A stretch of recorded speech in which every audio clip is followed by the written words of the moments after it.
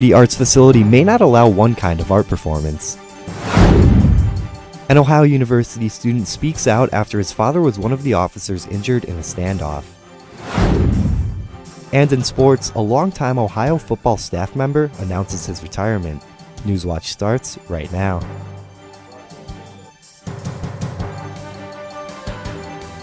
Broadcasting live from WOUB TV in Athens, this is Newswatch. Good evening, I'm Ben Schwartz.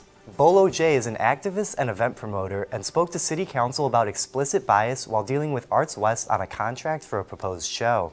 Stephen Hernandez was able to talk to the activist. Stephen, why does Bolo J want to do this event? Yeah, Ben, well, Bolo J is currently trying to organize an event at Arts West on March 8th titled the Mardi Gras Masquerade Ball. But the show is set to include burlesque, which is a kind of dance and performance style similar to a cabaret, and Arts West will not let burlesque dancers be a part of this show. Bolo J knows burlesque is different, but he wants to defend it and used Arts West as a way to promote free expression.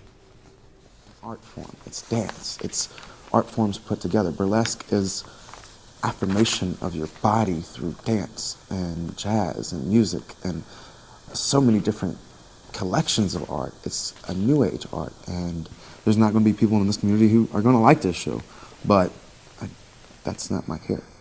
My care is being treated equally while doing the right thing.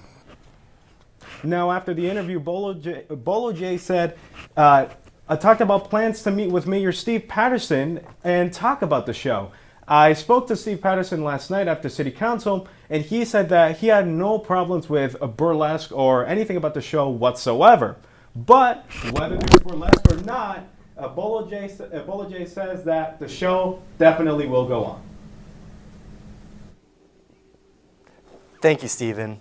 The Athens City School District is one of 9 schools to receive the Auditor of State Award with distinction this year. The state honor is given to school districts with clean audit reports.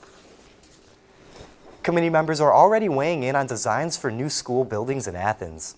The committees have been selected to decide designs for new elementary and middle school buildings.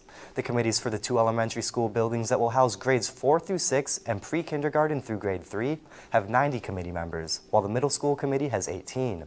Superintendent Gibbs said he will make the final recommendations to the Board of Education if members can't come to a consensus at the next Board of Education meeting, set for February 21st at 6:30 at Athens High School.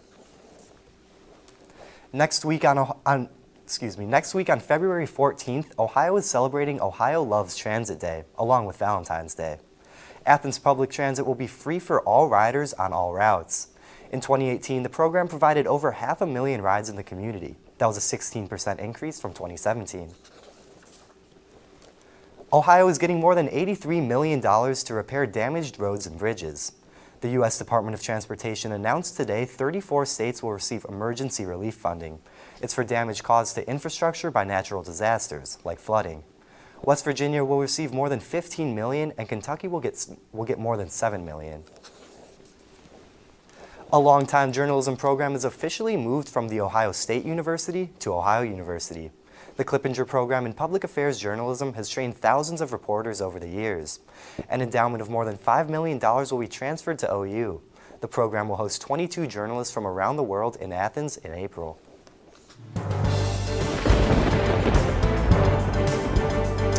Welcome to Newswatch Weather Center. I'm your forecaster, Cameron Saliga, and we're going to start off today with a viewer photo from a fellow WOUB forecaster, Taylor Nimmo. This is a photo from the Hocking River, where it rained earlier today, and then after that, fog started to settle in off the river, and here's a photo of the fog starting to begin, and then we saw temperatures get all the way up into the 60s yet again. And then currently we are 51, warm outside, overcast with a calm wind. It's a pleasant one out there. And we see throughout the region, 51 in Athens, 53 Ripley. Up in Columbus, we see cooler air, 44, and it is cloudy all throughout the area. And then we look at the precipcast. Currently, we see a stationary front right now with that rain to the southeast of us that has moved off from this early morning. And we are seeing some pleasant skies out there for you today. Back to you, Ben. Thanks for the update, Cameron. Shooting deaths and a double assault at 2 locations in Ross County may be linked. At one scene, a male and female who had both been violently assaulted. Both were transported to a hospital with life-threatening injuries. Deputies were alerted to a different scene where they discovered a male and female dead. The sheriff's office believes the crimes are connected. The Meigs County Sheriff says more people will be indicted on charges related to burglaries in Meigs County over the last few months. In a news release, Sheriff Keith Wood says around 12 people will be indicted on various counts. Last week, 2 men were arrested in connection with burglaries in the Pageville area. Meigs County Sheriff deputies arrested 44-year-old Donald Gilmore and 22-year-old Zion Gilmore. Authorities say they were able to solve 8 open cases as a result of the arrests. Imagine being the child of a law enforcement officer and hearing the news you've always feared. Your father has been shot and injured in the line of duty. That's what happened to one young man in Ohio. Reporter Jake Ryle has a story. It was a feeling Nathan DeRose never expected. So I kind of assumed he was there, but I wasn't, and I felt pretty weird about it. I don't know, something was bothering me. I went ahead and I texted my mom. He's a student at Ohio University. His dad, Claremont County Sheriff's Lieutenant Nick DeRose. She was like, hey, Dad was there. And I was like, okay. And she was like, he got shot. And I got pretty emotional. I kind of freaked out a little bit. Lieutenant DeRose in court today for Wynn's arraignment. Shot twice, once in the ankle, the other in the back, in his bulletproof vest. His son's worries lessened with a phone call. So she gave him the phone. I was like, hey, Dad. He's like, what's up, buddy? How you doing? Even after being shot. No, he's not big on attention. He does his job. He does it right. Lieutenant DeRose is in charge of the narcotics unit and special response team in Claremont County. Away from work, he's a leader for his family and community. A lot of my best memories with my dad, I'd say, are Little League Baseball. He actually coached my team. So, all my friends know my dad really well. We were with him every day after school, usually when we were younger. Nathan shared a picture embracing his father after his last high school cross-country race. It's that same warm embrace he says his dad shares toward the community. From what I know from my dad, I don't think this is going to stop him from getting back out there and doing the job he needs to do. You know, he'll always be out there trying to do the best for the community and everyone around him. The suspect who authorities say shot Lieutenant DeRose is 23-year-old Wade Wynn.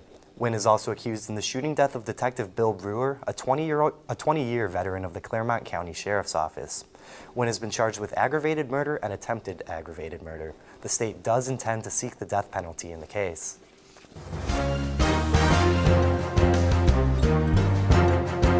A Kentucky woman has now been missing for for 1 month. Police say Savannah Spurlock was last seen leaving a bar in Lexington with 3 men. Investigators talked to the men who say Spurlock went to a house in Garrard County with them, but then left on her own.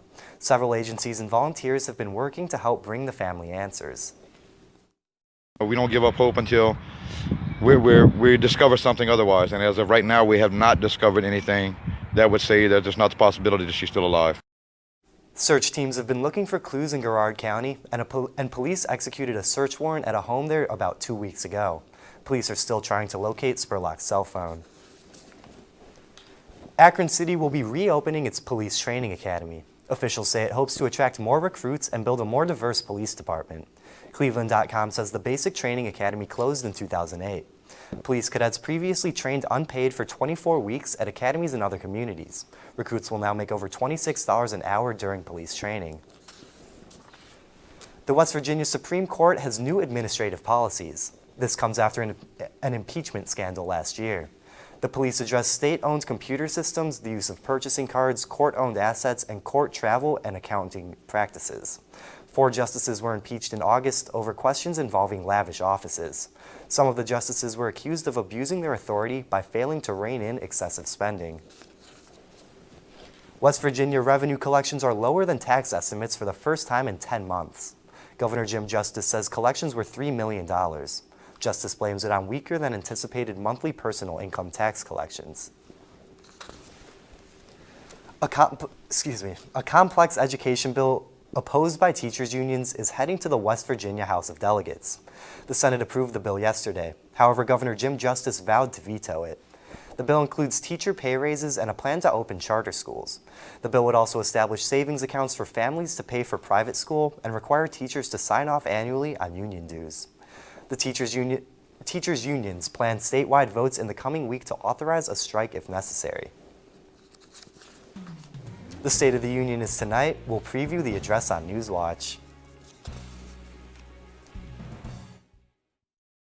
WOUB is member-supported public television. Your contribution keeps WOUB available in your community. Become a member with a gift of $60 or more for access to stream more than 1,000 of your favorite PBS programs through WOUB Passport. Programs like Nature, Sherlock, and all episodes of Downton Abbey and Victoria. Pledge now at woub.org. And thank you. This is a box that showed you a world beyond your own. It was just a box, but the world has changed, and so have we. And now the box can be almost any size or shape. And you decide what you want to explore. Anytime, any place. Break out of the box with PBS. Well, if you love TVC basketball action as much as we do, well then we got the show for you, Hardwood Heroes. Come along with us as we will be breaking down all the action every week. It airs Sundays at 11 p.m. and again Mondays at 6 p.m. But remember, our coverage isn't just limited to the show. We have content being posted all week long on our Twitter, Facebook, and even Snapchat. We will also have written recaps posted on our webpage and video recaps on our YouTube channel. So check those out as well. And always remember to be heroic. I loved Ken Burns' series on the Civil War. It was deeply impacting. I love history. To have those stories told through these letters, through stories of love and loss, it rewrote the book on how to tell a story. When television was invented, there were a lot of people who had dreams about what it could do. I think PBS still aspires for and often succeeds at reaching the highest ideals of what television could be.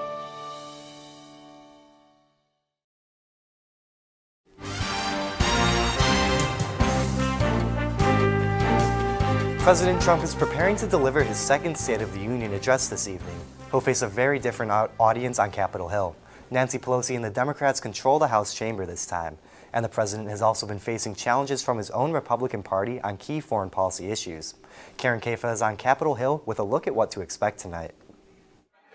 Even as the president refuses to yield in his demand for border wall funding, the White House says tonight's State of the Union speech will be a message of unity. Let's come together. Let's do what all of America wants from us. President Trump's address comes on the heels of the longest government shutdown in U.S. history, and as a bipartisan group of congressional negotiators tries to craft a bill to avert another. Speaker Pelosi insisting there's not going to be any wall money in the legislation.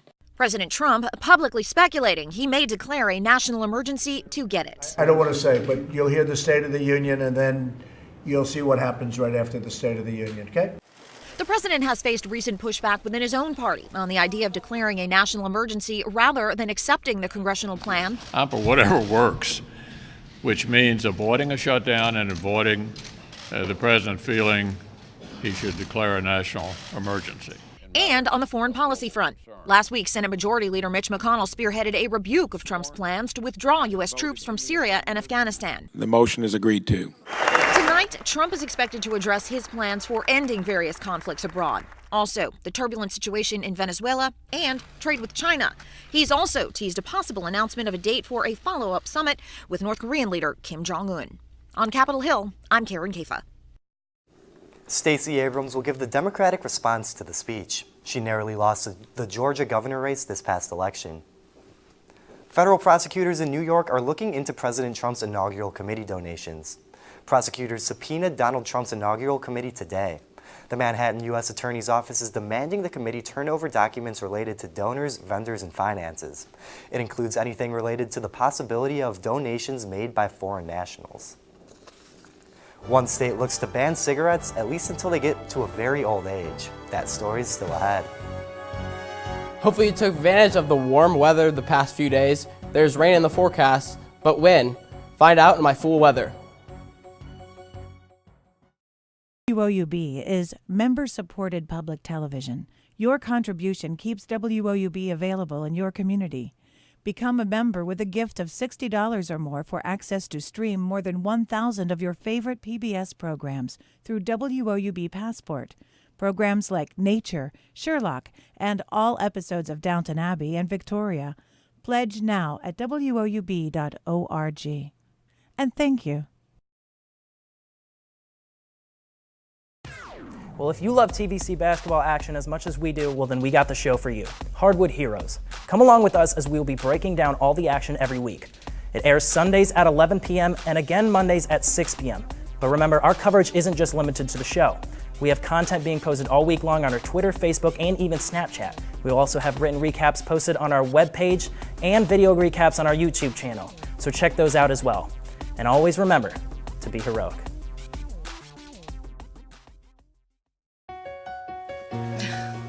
What are you doing? Possibilities. Your day is filled with them. Reach up, energy in the fingertips, collapse. TV, play Downton Abbey. And PBS helps everyone discover theirs.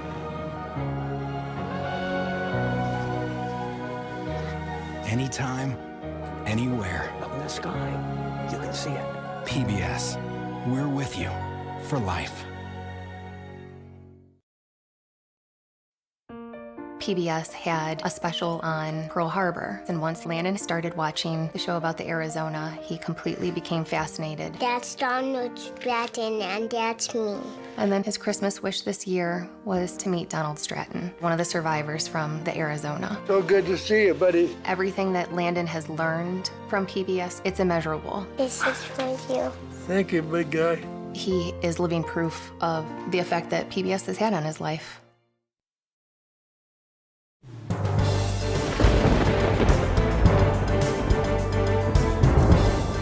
Welcome to the Newswatch Weather Center. I'm your forecaster, Cameron Sleeger. We're going to check out the almanac today. 60 degrees out there, well above the normal of 43. We see the low is 44, and with a normal of 26. So we see that record down there, negative 11.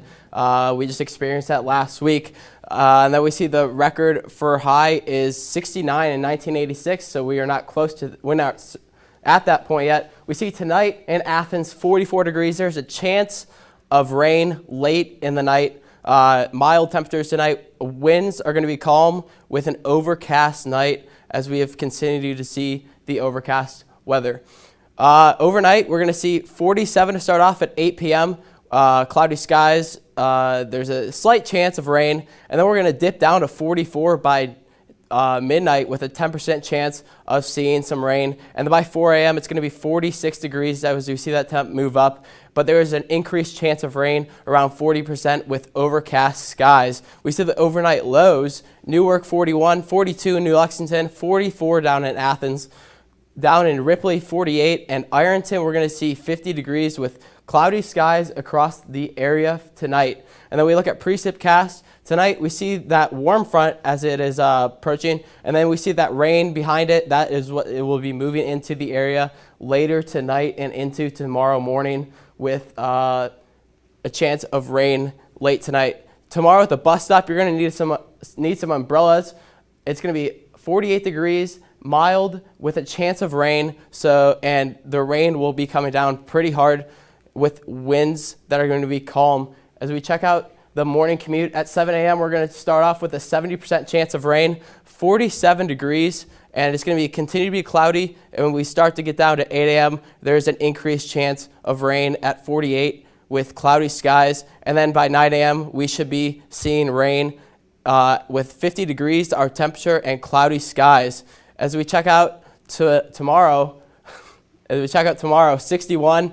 Overcast. We're going to have a flood watch that I'll explain later for you. Winds south at 0 to 5 miles per hour, cloudy skies, and rain is going to occur tomorrow. As we see the tomorrow highs, it's going to continue to be some warm temperatures out there in the 60s across the area. As we see the precipcast, there's some heavy rain moving in with this low pressure system that's going to continue to bring warm temperatures. And we're going to look at the 7-day forecast, 61 and then 66 on Thursday. And then we're going to start to see some colder temperatures on Friday down into the 30s, setting up for a beautiful weekend as a high pressure starts to move in 33, but sunny. And to start, and Sunday, we're going to see 40 degrees with partly cloudy skies. To start off the week, though, we might see some rain, but temperatures that are moving up into the mid-40s.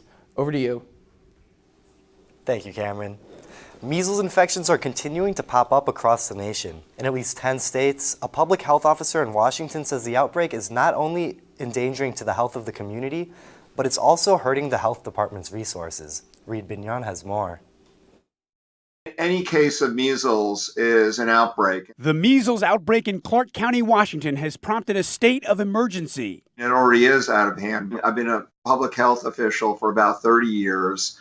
And this is the first time I've seen a measles outbreak like this. For the health department battling the wave of new cases, it's all hands on deck. We've instituted incident command. That's a system that's used, for example, to fight wildfires. As cases flare up, staffing is being spread thin. People are getting tired. We have our environmental health staff who do things like restaurant inspections. Some of them are being pulled into the outbreak response. The outbreak is also putting the county and state under major financial strain, according to the county's health officer, Dr. Alan Melnick. We could be using this money for doing other important public health activities in terms of protecting the public. Melnick says he doesn't have a crystal ball, but he's only expecting the outbreak to get worse. If this goes on for, weeks and months, not only am I concerned about potential death and other really bad complications from this. I'm Reed Binion reporting.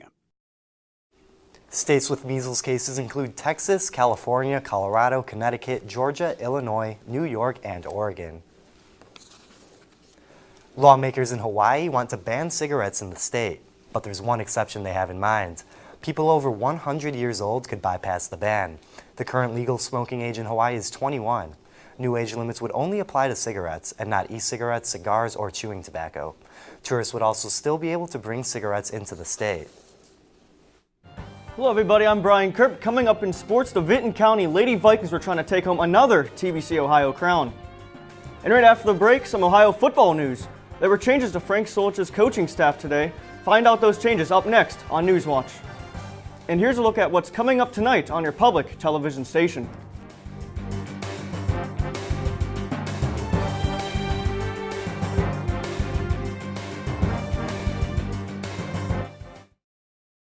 A box that showed you a world beyond your own. It was just a box, but the world has changed, and so have we. And now the box can be almost any size or shape.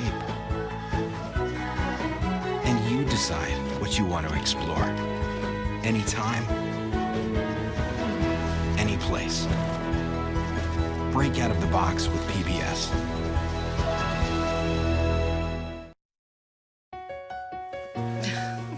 What are you doing? Possibilities. Your day is filled with them. Reach up, energy in the fingertips, collapse. TV, play Downton Abbey. And PBS helps everyone discover theirs.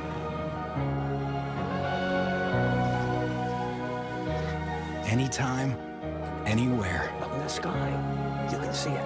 PBS, we're with you for life. Well, if you love TVC basketball action as much as we do, well then we got the show for you. Hardwood Heroes. Come along with us as we'll be breaking down all the action every week. It airs Sundays at 11 p.m. and again Mondays at 6 p.m. But remember, our coverage isn't just limited to the show. We have content being posted all week long on our Twitter, Facebook, and even Snapchat. We'll also have written recaps posted on our webpage and video recaps on our YouTube channel. So check those out as well. And always remember to be heroic. WOUB is member-supported public television. Your contribution keeps WOUB available in your community. Become a member with a gift of $60 or more for access to stream more than 1,000 of your favorite PBS programs through WOUB Passport. Programs like Nature, Sherlock, and all episodes of Downton Abbey and Victoria. Pledge now at WOUB.org. And thank you.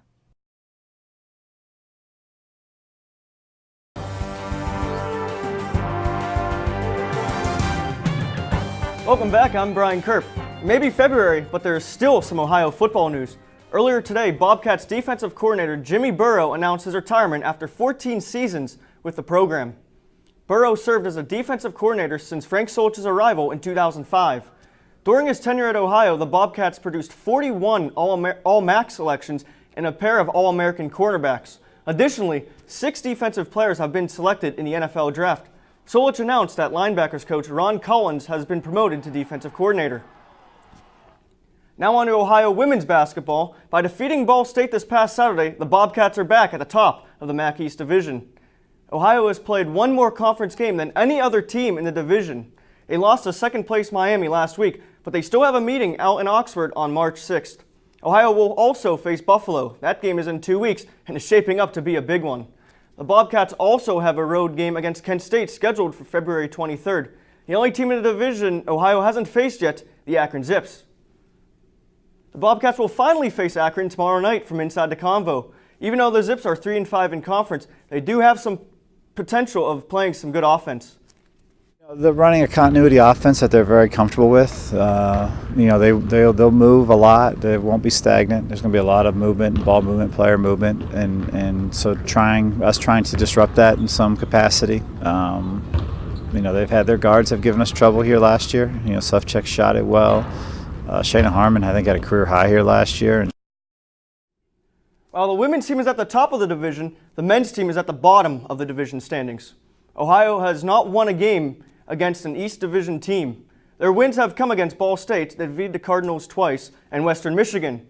Bowling Green is now at the top of the division after a home upset over ranked Buffalo. The Bobcats still have 9 conference games remaining. They have a chance to finally beat a division foe Saturday when they travel to Oxford to take on the Miami Redhawks. There were 2 TVC Ohio games that WOUB's Hardwood Heroes covered last night. First, we head out to the Plains. It was senior night for the Athens Lady Bulldogs. Kaylee Stewart, Lily Mills, and Emma Harder were recognized before the game. But during the game, it was a Cassidy Betzing show. Betzing scored a game-high 19 points for the Lady Marauders. Another standout for Megs was Mallory Hawley. She had 16 points, 8 rebounds, 4 steals, and 3 blocks off the bench. Megs takes this one over Athens 69-44. Both teams are back in action on Thursday.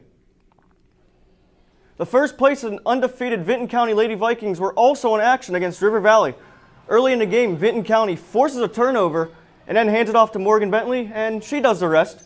She has a drive and a score for 2 points. Bentley with an impressive 32 points for the Lady Vikings. And there she is doing what she's been doing all season, dropping threes. Vinton County defeats River Valley 82-41. The win gives the Lady Vikings a TVC Ohio title, and Coach Rod Bentley absolutely loves it. I'm Brian Kerp, and that's it for sports. Back to you, Ben.